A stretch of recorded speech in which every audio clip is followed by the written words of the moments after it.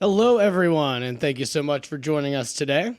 I am your host, Tim McFillin, and this is the DocTales podcast. We're right here down in DuPont Circle in downtown Washington, D.C., and we're here to share some amazing stories about doctors that we've worked with and interview other financial experts that provide valuable insight for physicians, dentists, and veterinarians. Today, I'm thrilled to be joined by two of my favorite people, Carter and Liz Reeves. How are you both doing today? Good to be here. Good. Thank you for schlepping all the way from the suburbs of Ashburn to come to downtown on a Friday. Absolutely. That means a lot, and I wouldn't want to have any other couple to start this podcast off. Seriously, I mean that from the heart. That's high praise. Yep. Can't thank you enough for joining us. And to give the listeners, quick background, tell us a little bit about yourself. Where did you guys grow up, and how did you guys meet? All right, Liz, kick us off here. Okay, so let's see. Where do I begin? Pre-Carter. Jeez. So long ago. BC, you mean? Yeah, BC. That's right. BC. Small town, Winchester, even before, now it's kind of like industrialized a little bit. Winchester, Virginia. Winchester, Virginia. Yep. Military brat. Army. Right. All right. So, thank you for your service. yeah. Thank my dad. It was just, talk about suburb. This was like rural. The roots, right? Where it all began. Right. So learned about good work ethic, working hard. I can tell. Yeah. You've got some country military background. Yeah. That explains a lot. That would explain a lot. Yep. So went off out into Virginia Tech land. It felt like home, I have to say. So my first time I went there, it was awesome. It just felt like my roots, and it was just so inclusive, and I was so welcomed and everything. It was awesome. And so I decided immediately that's where I want to be. Well, it worked out beautifully. Yeah. And this is coming from a UVA guy. Yeah. Amazing. Yeah. And so you guys met at Virginia Tech? Correct. Yeah, we were both biology majors, so we had a lot of the same classes. And so Carter, tell us about your growing up. You grew up around this area, is that right? I did. I went to Lake Braddock in Burke, which is just west of the Beltway. So I'm one of the few natives around here. It seems like, there's such a transient area. Right. So a lot of people are like, oh, yeah, you're just here because of the federal government. I'm like, no, I actually grew up here. Gotcha. I'm one of the rare people who actually grew up in this area. Right. But my dad's a dentist. Both my uncles are dentists. My brothers are dentists. So it was kind of funny because I always never thought I was going to be a dentist because it was the least creative idea that I've ever had, right? To be a dentist. But growing up in a dental family, everything is just old hat, right? Because you can imagine having 5 dentists sitting around Thanksgiving table. Is anybody allowed to drink soda or eat candy ever? Well, oh yeah, No all the fun, time. No fun alarm. All the time. Yeah. Fun alarm. Yeah, we were. My dad was the opposite of what you would think as a dentist. He would just be like, "Oh, Carter, you've got another cavity. Got to make the appointment." I'd be like, "Okay." Yeah. Now I get to go see my dad. I get to miss school. I get to see my dad, hang out with him. Now I know that fillings don't last forever. But when you're in first grade, You learned a lot in dental school, didn't you? Yeah. That's great. Yeah, I made money with that education, right? Right. And so just to give the background, so Carter and Liz run a very successful dental clinic out in Ashburn called First Impression Dental. And you're also my dentist personally. So I can attest to how great you guys have done and grown dramatically in a very, very short period of time from when I met you guys about 5 years ago. And not only that, on top of starting a successful practice, last time I checked, you had 3 boys at home. Yes. Yeah. Yep. Tell us about your boys real quick. How old are they? Yep. So they're 4, 6, and 8. Nice even numbers. Yep. Good. Yep. We're on the even category again. All right. Well done. Yeah. So we're done. What don't you guys plan well? Oh. Well, at least this way they're out of diapers that much faster, right? Exactly. So, Exactly. Yeah. So that was our worked out latest well. victory, a personal victory. Yeah. No more diapers. Gotcha. And I can tell you, working with couples like you guys is genuinely the most rewarding part of my job. Okay, so get this: these two lovely people invited me to go on their party bus to the Dave Matthews Band concert to meet all of their friends and have a great time a couple of weeks ago. And I got to tell you, I know you guys have been away from Virginia Tech for a while. Certainly didn't seem that way. You still know how to throw a heck of a tailgate. Flip Cup was available. It was windy, but we still played beer pong. You had every single meat available to grill, and a ton of great people. So Thank you for inviting me to that. And this is just another example of what makes you guys, I think, very special, is that you're able to balance having 3 boys at home, still having lots of fun with your friends, still spending lots of time with family, still able to run a successful practice. And I know it's not easy, but you guys make it look easy and you make it look fun, even though I know there's plenty of times where that's not the case. What would you say your secret is to maintaining that type of balance? Because it's pretty hard for most people to do that. Yeah, well, it's definitely this lady right here next to me. Good answer. The big, I mean, it wouldn't be possible without a team effort, honestly. I mean, we all have each other's strengths and weaknesses, and she has the organizational strength in spades. I'm really good at the science. I'm really good with the patient care and the dentistry. But, I mean, I only have to count to 32, right? So in dentistry, with her, she really helps to fill in my weak points. Mm-hmm. And you just have to be able to work as a team, right? And a lot of my patients talk about how, I don't know how you guys are married and work in the same office. Like, it would never survive. And if you try to control every single aspect, it wouldn't work, right? So you have to be able to give and take. To delegate in the right areas. Yeah, that's great. And what would you say, Liz? Besides the fact that you're awesome, what other reasons do you think the clinic is? The awesome's obviously the most important part. Right. But yeah, what else would you say specifically that helps you balance all that? Definitely teamwork. He's right. So we consider ourselves or identify as what I would say a group practice dynamic would be like. So as we are equally educated, we both bring special elements to the table.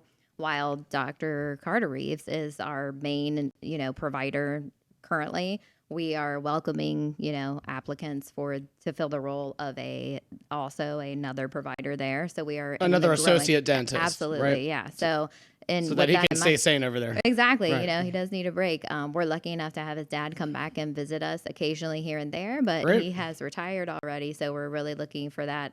We're kind of in that growth phase at the 5-year steady mark, So, right. It's just, you're right. I mean, you've got to know when to let the other person have this one and when to stand up and make a decision. Right. Pick your battles, right? The best. Yeah, exactly. Great. The best of both worlds. Yeah. And tell me about, you mentioned 5 years ago, roughly, when you started, and I had the pleasure of meeting you guys shortly after that. Let's go back to the beginning. Tell me what it was like, kind of the first, opening the doors of the clinic and the process of doing that.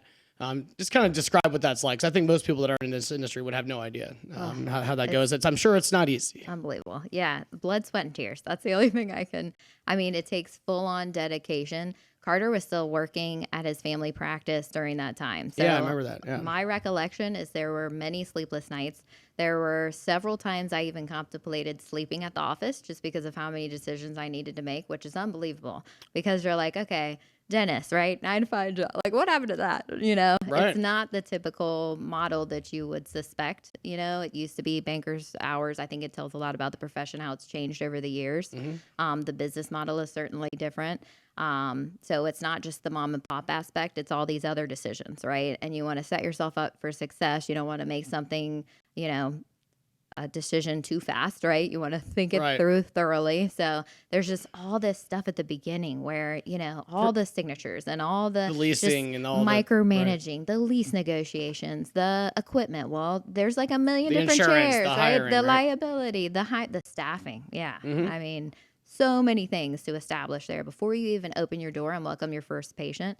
So, I'd say the process was probably between 6 and 9 months for me solely to just be there as the face, Gotcha. taking names, building the rapport up. I marketed to local businesses. There was a lot of background stuff I would say that went into before we even took on our first patient. I have another very good follow-up question for that, but I want to get your take on this too, Carter. What advice would you give to a young dentist either buying into a practice that's already established or just starting a new one like you guys did? What would be like the 1 or 2 most important piece of advice if you could go back in time? Yeah, you definitely have to do whatever it takes. And it's funny because you talked about opening the office, and the first memory that shot into my head was Liz, 3 months pregnant, on her hands and knees putting together the waiting room chairs on a Thursday. Went in on Friday to deliver, and on Monday we saw our first patient. and Liz was working the front desk. Was your first patient your newborn baby? Yeah. Correct. So, Like, oh, this is an easy one, no teeth. Exactly. so when we talk about really bearing down and doing the best and giving it all you got, I mean, if that doesn't say it, I don't know what is, because I've yet to talk to someone who said they worked on their hands and knees putting chairs together the Thursday before they delivered, and then on Monday they were at work, That's unbelievable. Opening the office. I'm slightly That is dedication right there. Yeah. Yes. And then you're like, you know what we should do? Keep having more kids. Yeah, Yeah. that's a great idea, So right? that This was so easy. Let's do it 5 more times. Yeah. Let's go. So our second child is Not exactly the same age as our dental practice. So we keep No it wonder straight. you have those days so correctly memorized. You're like, it was a Exactly. Thursday afternoon, 3:47 p.m. You Right, got it. exactly. Yeah. Yeah. It's partly cloudy. Yeah. And then Exactly. the other word of advice is, if you take care of the patients, the money always takes care of itself. And I see that as such a huge mistake that most of my younger colleagues, a lot of the young dentists coming out and graduating right now, they all expect to graduate and just start at the top of their game. And they expect to walk into a room and just say in 15 minutes, hey, you need 5 fillings, 5 crowns, Invisalign, full SRP. You need a snore guard, and it was nice meeting you. And then they're surprised that the patient doesn't sign immediately for a $20,000 treatment plan. I have since dubbed that Insta success, just like we have It's the success, Instagram right? and all Everybody that, wants to get rich quick, right? Magic. Nobody wants to Right. get rich slowly, but that's what works. Yeah. Right. And so, like, to give for example, I've had some of my colleagues complain to me. They go, oh, gosh, the owner dentist wants me to do kid cleanings. I mean, just a kid cleaning. And, my response is, if you walk into an operatory with that mindset that it's just a kid cleaning, that's all you'll ever do, is just a cleaning. And I can bore you with the number of times I've walked in, talked to a 3-year-old, did the cleaning myself, did everything from start to finish, and the parents get halfway through the parking lot and say, you know what? We came back in because my son said that he had so much fun and this was the best medical appointment he's ever had. And you know what? I've been looking for a dentist, and next thing you know, you're doing thousands of dollars worth of dentistry on the mom or the dad that you never would have done if you came in thinking with the mindset it's just a cleaning. So you take care of the patients, you treat them as if they were yourself, and if you have that mindset every single time, the money will take care of itself. Love that. That's perfect. It's you see it, and not just in dental medicine, but just business owners in general being short-sighted and not investing enough in their own people, investing enough in their own business. I see it a lot. Well, the reality is dentistry is a customer service industry. So I don't care if you're getting your nails done, your hair done, you're providing a service that other people can't do. Right. And when it comes to providing a service that other people can't do, the only thing they can judge you on is your customer service, right? So if you're paying someone to do your roof and you don't know how to build a roof, how do you know if they did it correctly? Right. Because you don't know how to build a roof. So you have no idea if they did it correctly or incorrectly, but they know the customer service, who you are, your values. So they buy why you do it, not what you do. And Makes so sense. you just have to have that customer service. It's great. And Liz, I had a question for you that I hadn't thought about until I was going through some of these ideas. You both are doctors. You're obviously a dentist, DDS. You're a DPT, which for the people that don't know is a doctor of physical therapy. Right. And in theory, you could have also opened up your own practice doing that. And instead, Carter roped you into this. How did that happen? I'm still trying to figure that out. I'm like, what? You're My totally powers of right. You're totally right. No, there were some defining moments. So I think it came down to 2 categories, right? So when I graduated, I had my list of opportunities available. Like you said, we started our family pretty young. We were 26, right? 25, 26, coming out of graduate school. Math? Does that sound right? I'll accept it. Okay, yeah. And so A we gentleman got never tells. married. We got married right out of school. Then I was pregnant with our first kid almost immediately. My opportunities included, as far as that timeline, there was the school system opportunity, right? So I could do pediatric physical therapy there. when I found out that my doctorate was not acknowledged in the way that I wanted it to be, meaning reimbursement wise, I knew that it wasn't going to work out. Because why go through all that? I mean, look at my ROI, right? I've gone to just as much education as he has, right? I've got student loans to pay as well. So, education isn't free, though important. I still had to, make that right. I was like, I've got to start paying these things down, So, unfortunately, I didn't really feel like my educational background was rewarded or even the full potential wasn't maximized there through the school system. And while it'd be a noble profession and all that sort of thing, at the end of the day, we had moved to Northern Virginia and I needed to help my family out and pay the bills. So it became a financial crisis for us. Yeah. So I was, like, we've got to figure this out real fast, So that was one opportunity. Just like you said, you don't come out of school owning your own place, right? So I'm like, hey, let's use the creative aspect of this. Let's come up with something fresh, new.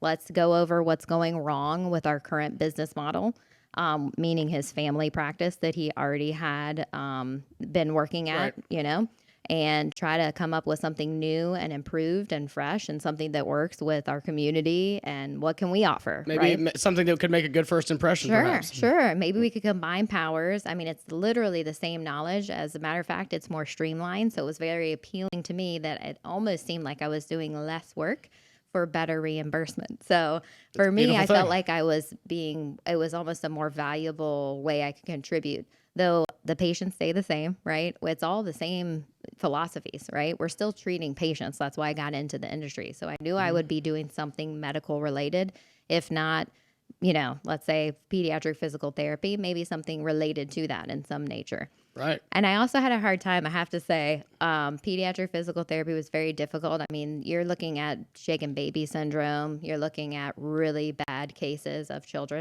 Right. And I can't say that it was easy for me in any capacity. I would take that home every day and pretty much cry myself to sleep about how this is just not right. It's really hard. It's a really endearing. With your personality and the amount that you truly care. Yeah. I cared a little because too some much. people in those industries get jaded. You see it in long-term care facilities and stuff like that. Yeah. And you see it in hospitals, Yeah. but I know you. Yeah. That wouldn't happen with you. And I also, not to say I'm a bossy person, I don't think, but I do like making my own decisions. And I would say love you are. I love the autonomy of it all, right? So I'm like, I definitely, to your point, wanted to be a business owner. Absolutely. So I knew that was in the cards. I knew it's something I aspired to do. My granddaddy used to own a bunch of Berryville. That's horse country. He came home from the war and he had, hundreds of acres. World War II? Yeah. Okay. All right. So more specifically, when you're getting new clients in the door, which is obviously the biggest challenge, you just took out you might have student loans. You took out a loan to start the business. You've got all this equipment you got to pay for. Now you got to hire people. And on top of all that, run your dental practice, raise the kids, and then also do a bunch of marketing. So what were you doing, Liz and Carter, initially to get people in the door? Ooh, face-to-face marketing, I would say, is still our number one return. We still do that today. So when we're taking a new patient caller or any sort of, lead, I have a template that's embedded in our system that I've gone through and edited and kind of whatever makes sense at this current time kind of thing. So we always track our referrals. So that's super important. To me, being the budgeter, right? So I'm like, okay, where am I throwing money that makes sense? Where do I need to be putting money? What seems to be getting me my best ROI as far as lead acquisition, right? So I would say, yes, you're right. Social media is a huge aspect of that. Face-to-face marketing. I would go to all the small businesses in the area. I still remember taking the baby. Who doesn't like a baby, right? If they're well fed and sounds not like crying. You can go into politics after this doesn't work out. Oh no, can't do that. Thank you though. So I would say the face being that confidant and trustworthy kind of approach, I'm a doctor too. I know the difference between a good one and a bad one. Trust it. I am one, I married a good one too. Yeah. So, I mean, I think just getting the name out to all the surrounding communities. I used to do music festivals, to your point. There's a small local, Broadlands Live it's called, and they do Friday night music festivals. We've done that earlier. Cool.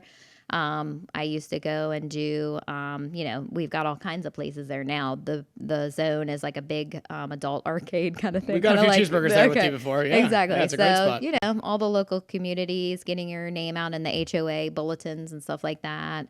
Gosh, we've done so much. And then what about that all sounds like smart stuff. Did you do any old school marketing where you're sending out mailers and stuff like that? Because I still get dental mailers all the time. Yeah, I throw them away myself, Yeah. like in the recycle bin. So I could never justify that. I mean, I have to say, when we first opened up for the first 6 months, when there's like zero traction, because we were at Loudon Station. So we were actually the first tenant. So it was very little. To your point, we've grown a lot. So is the community. Like, right. it A lot was of those houses nothing. were still in construction. You got it. The shopping centers were a still in lot of dirt. construction. Yeah. So now that the metro is actively there and we can see it and take a picture and it's there, it really has brought a lot of extra traffic. So that's helped in its sense. The location definitely always has something to do with it. Absolutely. Early on, though, when you've got dirt and a dirt hill around you, it's like you got to go out and market yourself, So, and it's that grassroots marketing that has the longest, return. I just feel like the largest return happens there, because they're like, I remember meeting you 3 years ago. And I'm like, that's wonderful. Come on in. And then, Right. it's a trickle effect, right? Your So relationship equity. What you Yeah, just said right absolutely. there is really cool, because you said 3 years ago, right? You talk about being short-sighted versus long-sighted. That's the right way to approach it. It's cool to hear you say that. Yeah. Gotcha. And then how are you able to kind of maintain this? I mean, I know you're doing great customer service, but when I see those reviews, there's always one or two where somebody's mad about something, but you guys have Yeah. avoided those. So what's your secret kind of, Carter, to making sure that if mistakes are going to happen inevitably, right? We're all human Right. beings, but Right. when there is a mistake, how do you correct it and make sure that they stay happy? And guess what else that helps? Keeping your Yelp reviews at 5, keeping your Google at 5, keeping the good reviews on. Right. Well, nobody's perfect, right? There's no such thing as 100%, right? It's just impossible. You cannot stay 100%. The joke is the only guarantee in life is death and taxes. So there's going to be mistakes made, and that it just is what it is. Most people just, when that mistake happens, most customers or patients just want to know that, one, they've been heard, they need an outlet to vent. Two, they want to know that it's going to change, and it's not going to be a repeat of the process. So just letting people be mad and vent, and then say, you know what, you're absolutely right. We're going to have a meeting about this. We're going to have this changed. I'm sorry this happened. Why don't we do something to make it right, to make you feel better? And 90% of the time, that's all people care about, is that they the were heard acknowledgement. and that it's going to Right. change and it's not going to happen Worst thing you again. could do would be to ignore a voicemail, right? Yeah. Or Right. just not respond or something Yeah. like that. Yeah. So having, getting people to have outlets before they make that review. So whether that's calling people after every appointment, how did your appointment go? Whether that's your team members, whether it's your hygiene coordinator, your treatment planner, saying, "Oh, how was your appointment? How did it go?" That's one of the really important things of having a consult room or something that's private, because when you close that door, people will, and when they're one-on-one, people will tell you their complaints more so than, say, if you're in an operatory and there's 5 people sitting around, what is the patient going to do? Well, with 5 people looking at me, let me go ahead and complain about it, right? So addressing problems when they're small instead of letting them go home and letting them fester, and the next thing they know, they're in front of their computer Right. doing that Right. review.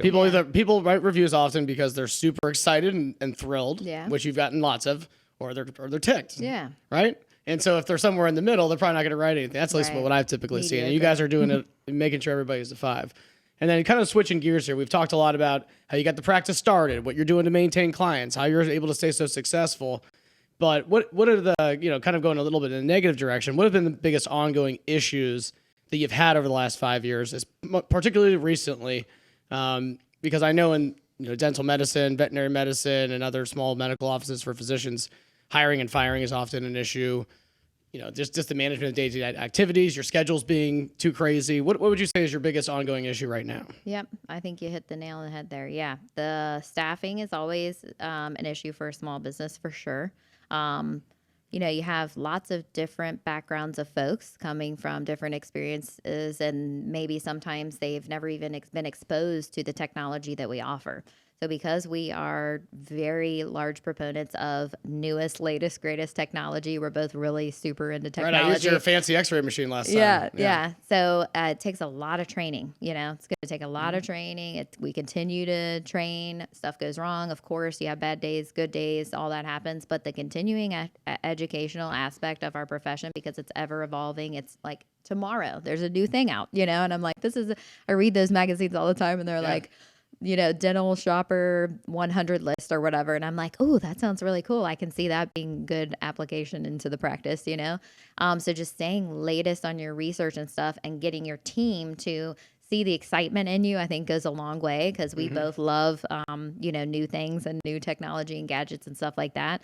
So taking that time to train them definitely helps with the retention of that. But sure, it's not everybody's cup of tea. Some people don't want to move on with the future advancements of dentistry. So sure, I would say the evolution of dentistry itself, I mean, there's something new every month, it seems like. So just getting everybody kind of on board with that can delay games sometimes, but the continuing education aspect goes a long way. Getting your team on the same, going to the same events, hearing the same buzzwords. Okay.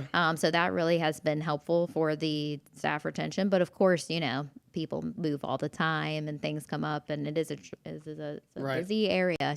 People come and go a lot. So and specifically with hiring and firing. So in the dental world, what ends up happening a lot is you hire an employee who's really experienced, and they have 10, 15, 20 years of experience, but then they're really experienced with the dentistry, but then they come from a practice, like literally we just talked to someone who has 20 years of experience in hygiene and then still uses paper charts. Like that just blows me away, that people nowadays, there are still dentists who have practices and they write everything down in paper.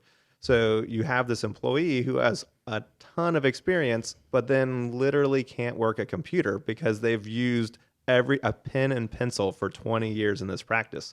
They're only about 15 years late to that. Yeah. So you get this dichotomy where I want to hire an experienced team member. Well, their experience with the medicine, they have zero experience with the technology. Then you hire a young team member who has lots of experience with technology, but has zero experience with medicine. So like Liz said, there's always going to be training. You kind of have to pick your poison. Do you want a young team member who knows how to email and knows how to, you'd be amazed how complicated you think that's an easy task, but you'd be amazed at how many email mistakes we have to fix from our team members. I believe it. And so, you hire someone, they know email, they know Microsoft, but then they know absolutely nothing about dentistry. A lot of training. And so it's just trying to get team members who have the same customer service level and the same drive that we do. That was just something we had to realize is the hardest. You either care about other people or you don't. And there's always going to be some people you hire who just care about the hourly rate and they don't care about the patient. They could really just care less. And you just need to weed through the people who don't care about the patient. Right. To me, it sounds like an issue of culture. You have to build the culture. And it's difficult. It's a challenge and it takes time. But I know you've got a couple people there that I know that work with you that you've had for a while, like Jen, who's been amazing and loves being a part of the team and does feel that way. Yeah. So finding those people I know is a huge challenge. Yeah. And then on a bigger scale, what do you think are the biggest issues facing dental medicine in general, not just specifically to your clinic, but just in the industry as a whole? You had kind of mentioned something earlier about they're expecting to work 9 to 5. Right. That's kind of not, unless you're just an associate working as a 1099 contractor or just an employee or something like that. Right. Absolutely. So and it all kind of one hand feeds the other. So the marketing, and it's customer service, right? So if you have no reputation, then you have to be more convenient, right? So my dad, for example, he worked for 30 years. He has all the reputation in the world. So he can be inconvenient because he has a list of people waiting to come see him because of that. He's fought for, he's bled for that reputation. Well, if you start a new practice, and because that practice is all customer service, on day one, you have zero reputation. And so you therefore have to supplement that reputation for convenience. So you have to work, in my opinion, unless you want to take longer. But if you want to speed up the process, you have to work after 5 p.m. You have to work on Fridays. You have to work on Saturdays. You have to work before 9 a.m. So when people aren't working, right? If you are looking for customer service, when do people buy customer service? It's when they're not working, right? So every restaurant is more full after work and more full on the weekends. So just like a restaurant, you have to be available when other people are not working. Yeah, no, that's a great point. And then for you guys now, I know for many years you were working Saturdays. I know you mentioned last time you can finally consider taking one off every once in a blue moon because you've gotten your business to where it is now.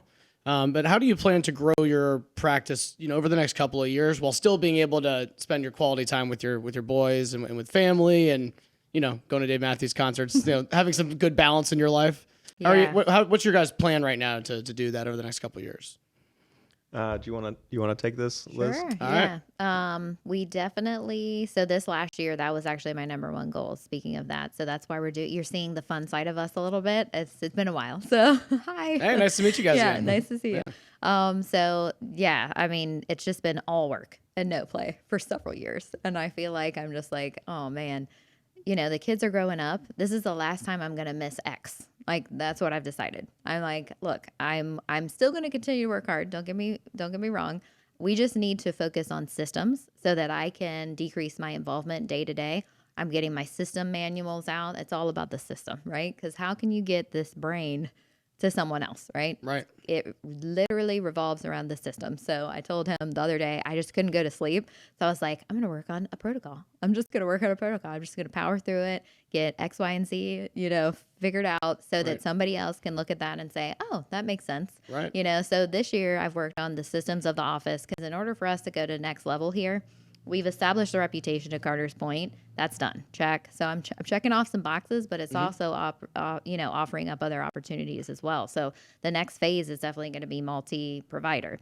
In order to go there, I've established that we have to get a well-oiled machine down first. It's just too many things dependent on myself. Like if I'm not there, we notice a large difference in how the day-to-day operations go. Well, why is that? Maybe it's because I haven't written all of my thoughts and hopes and dreams down, So we're working on systematic approach this year to our office systems, front, back. I've had him working on the, as far as the operational procedure-wise, this is what we're using. This is what we've invested in. This is the expectation when a new patient comes in. I call that a new patient experience. It's those little things, to your point, that we do to keep the doors open, right? So you've got to figure out how to get that to somebody else. So it's those little experiences and little things here and there, little nuances that make the place special, and we can get next level that way so that somebody else can kind of take over pieces of me and pieces of Carter. Getting it on paper really helps. So yeah, when I come to your clinic, there's a very warm family feel to it. Right. And I go to a lot of clinics. Not every clinic has that vibe. The thing you're talking about with the paper stuff, I see it all the time. People are stuck in their ways, and they're not. What you just described was awesome. You said you couldn't sleep, so you did protocol work on Excel. So you're losing normal. Sleep now, Correct. but you're going to gain it back later. You're doing the hard work up front now so that you can reap the benefits later. Yeah.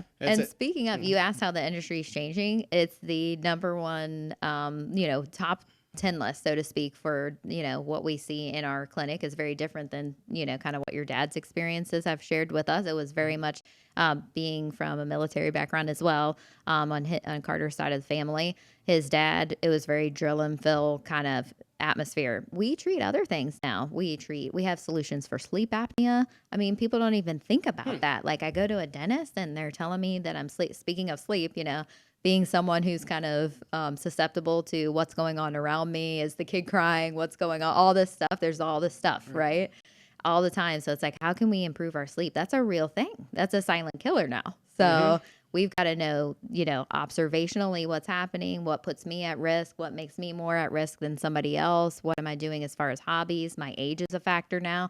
So we screen all kinds of categories now. So it's been really neat. That's interesting. Yeah. I never heard that before about sleep apnea. Yeah. And so we've invested in this take-home device that you're able to, kind of self-diagnose, if you will. And then we send that off to our sleep guy, so there's a lot of collaboration there.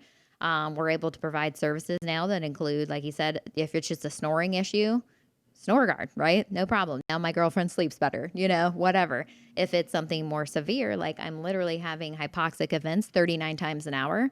And speaking of close to home, one of our neighbors died. Picture of health.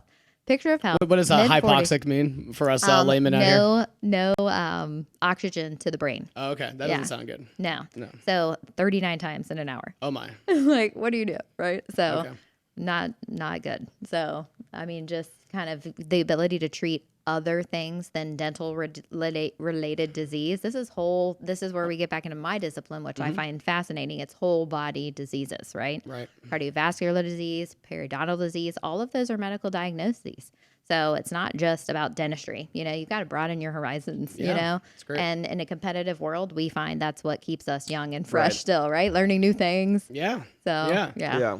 Gotcha. Well, work in progress. this has been more than insightful. I've learned a lot. I've known you guys well already, and I learned a lot from today. And I know this information will definitely help a lot of other young doctors that are in your position. Maybe they're both doctors like you guys, or maybe one spouse, one isn't. Just looking for some insight on what it really takes to get a clinic off the ground. Because in your specific situation, it was literally nothing was there, like you said, but dirt. You started with nothing. You didn't buy into a practice. I mean, you have experience as a doctor of physical therapy. That's your background. You don't have experience as a business owner, but you made it work. And it's a lot of interesting insight here. Really cool stuff. And now that you've gotten to where you are now, you can start having a little bit more fun. Yeah. Spend some more time with family and friends. Maybe even do some more podcasts. With your favorite advisor over here. And let's have a little fun here to wrap things up. I got some questions for you. I learned something about you both today. Last but not least, let's start with you, Liz. Why don't you tell us, do you have any hidden talents or hobbies that we should know about? Totally. I'm a secret closet. No, just kidding. I actually love blackjack. So every time we go anywhere, I'm like, where's blackjack? Like, tell me there's blackjack in this city somewhere. So I'm actually kind of secretly competitive. I'm pretty competitive. I don't think it's a big secret. It's not a secret anymore. It's not a secret, Liz. Yeah, I just love it. I'll see you so at the much. MGM in 30. Exactly. Yeah, double down. Now we know where we're going after. Excellent. Yep. So that's been fun, to have different hobbies. That Carter actually loves blackjack too. Who am I kidding? You like blackjack too. Yeah. You guys are both blackjack, Texas Hold'em. Pretty much any game, cards. We love cards Yeah. in general, but blackjack's our specialty, I'd say. But music has always been a huge, I borderline majored in music. That was my decision to make there during that. That was why I was so surprised when I was texting you this moment. morning. I was like, she is also a trained pianist and jazz saxophonist? Yeah, it Pretty was cool. so much fun. I have a blast. We have a grand piano. I'm lucky to have the one that I grew up on. My parents finally let me buy it. So when it was my first paycheck, I was like, here it is, I paid myself finally, Right. like how much is it going to take to buy, so that was a big win for me because Carter knows that I've been trying to get that for a while. So we have a grand piano now that I grew up on. So I'm super lucky to have that. And what a good stress outlet now, because it's like none of all the training's done, right? So that's the time where you can actually sit down and truly enjoy what you've mastered years ago, because there's always going to be new songs to learn. So Cool. That's always really fun. Gotcha. And I found out, I was joking with Carter before we started the podcast about how he's the type of guy that just wins every game in 2 weeks. That all the other boys are always jealous So of because annoying. they can beat Zelda in a couple days. And I guess annoying. you're that way So- with board games, Yeah. Flip Cup, you name it. Oh yeah. Well, I like just having fun, whether it's be quoting movies or socializing. But I feel like there has to be a point, because if I just sit around a table and talk, I kind of get bored. So I'm like, okay, let's play cards. Let's talk and play poker, or Keeps your mind active. let's talk and I'm the play same Monopoly, way. or talk and do Risk, or whatever it is. I need like an objective, right? And that's why you mentioned beer pong, right? So you can't just sit around and drink, right? There has to be some sort of competition around that, and to enjoy, and it just keeps my mind I'll tell my entertained. I'll tell my Irish German family that over Christmas. We need to, if you want to drink, you have to be playing cards. All right. Yeah. That'll reduce it by like 10% maybe. Yeah. And we all just like to have fun. So whether it's playing hearts or spades or bridge or blackjack or Texas Hold'em, just getting a bunch of people around the table, having fun, making fun of each other. Gotcha. Sounds like a charity poker event is on the table now. Yeah, Yes. Yeah, we it love doing actually these events. is. Yeah. Yeah. That's funny. You I've done those mentioned that. before. Those are really fun. Super fun. We're heading to one in September. Cool. Where Yeah. is it? It's in Virginia Beach. Lovely. Come with us. Lovely. Come with us. Be careful. Remember last time you invited me to something? Yeah, I showed up. Yeah. So be careful what you do there. Yeah. Well, last year we sponsored the Ainsley's Angels poker tournament. we're doing it and again I got this in year. second place, so you better watch out because All right. I'm not just a pretty face. I can also play poker. Gotcha. Gotcha. Oh, man, you guys are the best. You guys, this has been awesome. Couldn't have gone any better. I'm thrilled that you guys both came out here on a Friday. Leaving the business and the kids behind. I'm sure they'll be there waiting for you, hopefully, when you get back. I Hopefully. know they I'll will. cross I don't know what else they're going to do. But again, just amazing. You guys are the best, and we'll have to have you on again in the future in 2 years when you're starting another practice and you got your fourth and your fifth kids. Oh my gosh. Just no. kidding on the last part. Yeah. Three is Thanks for three is the perfect amount. Yeah, Yeah. we're done. We're done. That's Okay. solved. So that's good. You can check that one off. All right, I'll make Thank you a for note. having us, My Tim. pleasure, guys. This was so Glad much to be fun. here. My pleasure. Have a great rest of the weekend here.